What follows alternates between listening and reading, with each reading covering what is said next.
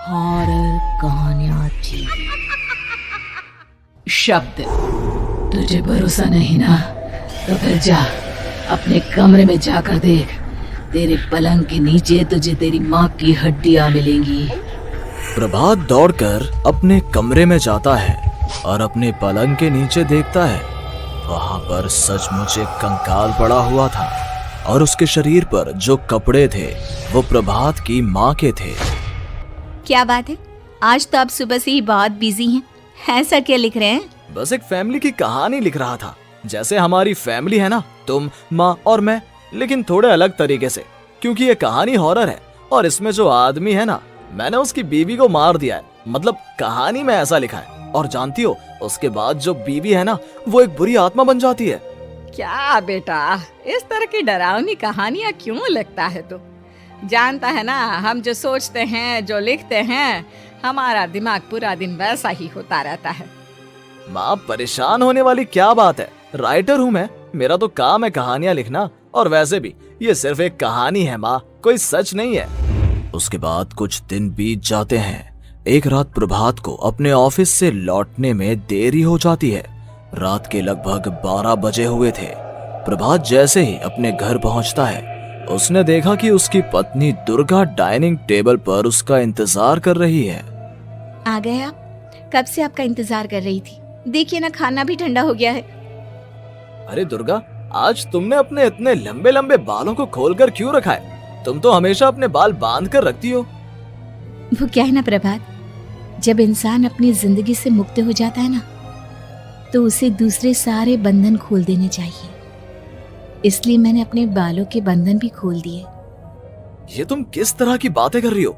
तुम ठीक तो हो? मैं बिल्कुल ठीक हूँ प्रभात। अच्छा चलो खाना खाओ। वो क्या है ना दुर्गा, मुझे भूख नहीं है। ऑफिस में कुछ खा लिया था। कोई बात नहीं, मैं तुम्हारे लिए एप्पल काट देती हूँ, एप्पल खा लो। नहीं दुर्गा, मुझे नहीं खाना है, मेरा मन नहीं है यार।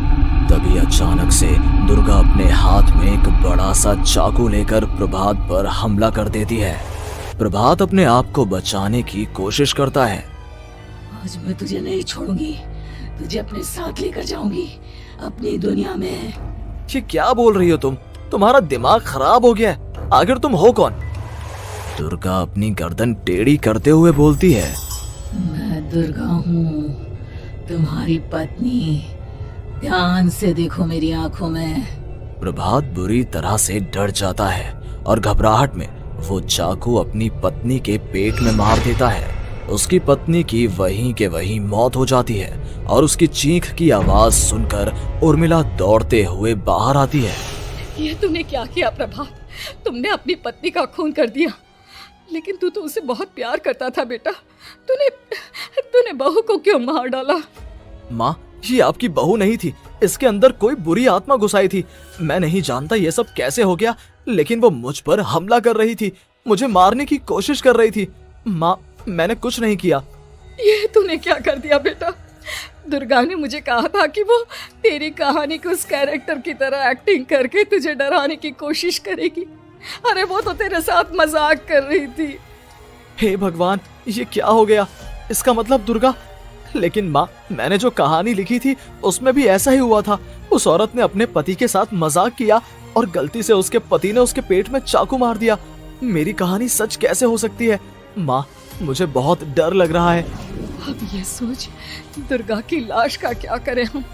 अगर गलती से भी ये बात बाहर फैल गई ना, तो तुझे पूरी जिंदगी जेल की सलाखों के पीछे रहना पड़ेगा। एक काम करते हैं माँ, हम घर के पीछे वाले बगीचे में उसकी लाश को दबा देते हैं।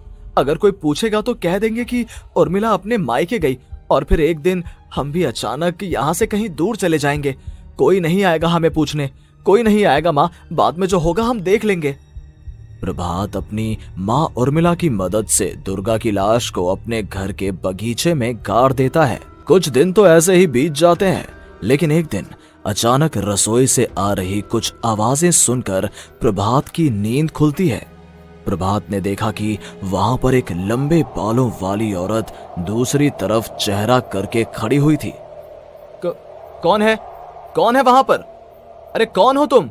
मैं दुर्गा हूँ प्रभात। क्या हुआ? मुझसे इस तरह के सवाल क्यों कर रहे हो तुम? तुम दुर्गा नहीं हो सकती। दुर्गा तो प्रभात, मैं तुम्हारी पत्नी हूँ, तुम मुझे कैसे भूल सकते हो?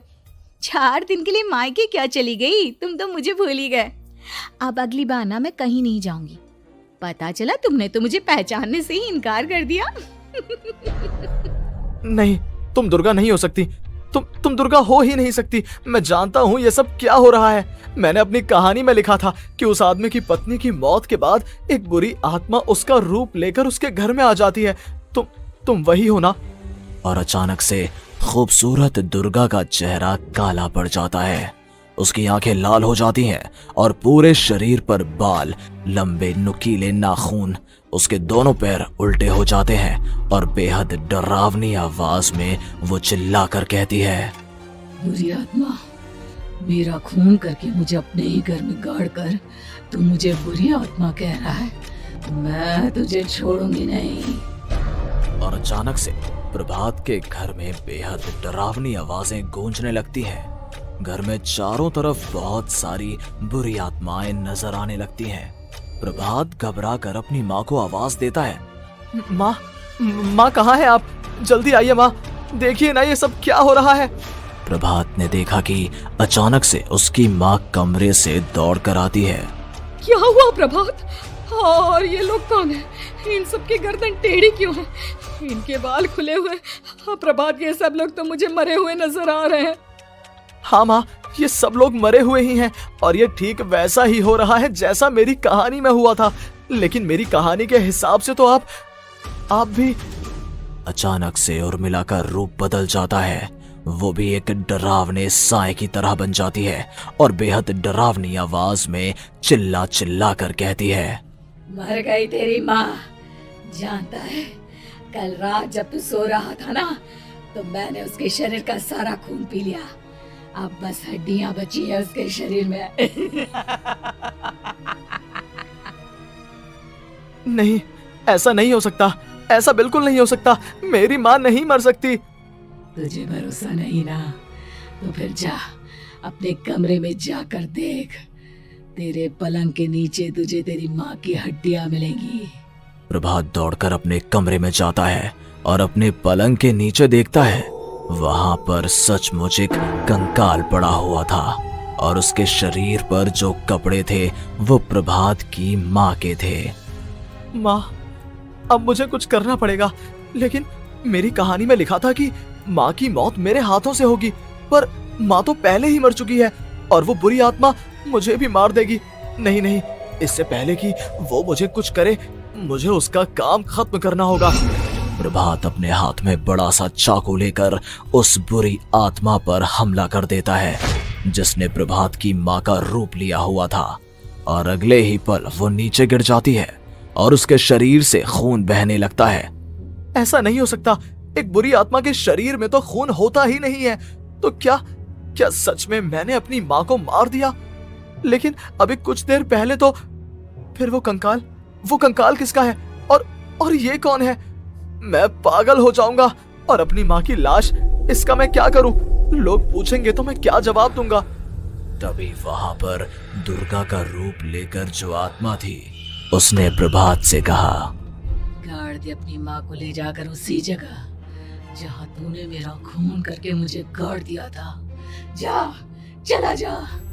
घबराया हुआ प्रभात पागलों की तरह अपनी माँ की लाश को लेकर बगीचे में गाड़ देता है। प्रभात की हालत पागलों जैसी हो जाती है। वो अपने आप को अपने घर में बंद कर लेता है। कहानी के हिसाब से तो आगे ये हुआ था कि कहानी लिखने वाले ने उन बुरी आत्माओं से डरकर आत्महत्या कर ली थी। तो क्या मैं भी मर जाऊंगा? क्या मैं भी आत्महत्या कर लूंगा? एक काम करता हूँ, मैं अपनी कहानी का अंत बदल देता हूँ। हाँ, ये मैंने पहले क्यों नहीं सोचा। मैं लिख दूंगा कि कहानी को लिखने वाला आत्महत्या नहीं करता, बल्कि कहीं दूर जाकर नए सिरे से अपनी जिंदगी शुरू करता है। यही सोचकर प्रभात ने अपनी लिखी हुई कहानी को बाहर निकाला और उसे पढ़ना शुरू किया। ये देखकर वो हैरान रह गया कि कहानी का क्लाइमैक्स तो किसी ने पहले ही बदल दिया था। ये क्या? इसमें तो लिखा हुआ है कि आखिर में उस लेखक की पत्नी और माँ दोनों बगीचे में जिंदा दफन थे। बुरी आत्माओं ने उनको कैद करके रखा था और वो लेखक अपनी माँ और पत्नी दोनों को जिंदा बाहर निकाल लेता है। लेकिन ये सब लिख किसने दिया? प्रभात दौड़कर बगीचे में जाता है और वहां पर खुदाई करना शुरू कर देता है। प्रभात देखता है कि वहां पर लकड़ी के 2 बड़े संदूक हैं और उनके अंदर से आवाजें आ रही हैं। प्रभात बचा लो मुझे, अगर थोड़ी देर और हो गई तो वो मुझे छोड़ेगी नहीं। बेटा देखो, मैं इस बक्से के अंदर बंद हूँ, प्लीज मुझे बाहर निकालो, वो बुरी आत्मा किसी भी वक्त मुझे मार डालेगी।